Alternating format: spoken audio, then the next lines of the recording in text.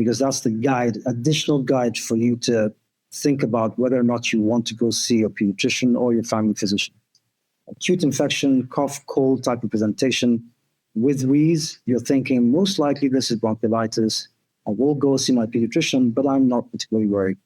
Cough, wheeze, breathlessness, no history of infection, fever, or any contact with someone who's had an infection. You're thinking, well, maybe this is not just straightforward bronchiolitis, and definitely needs to be seen.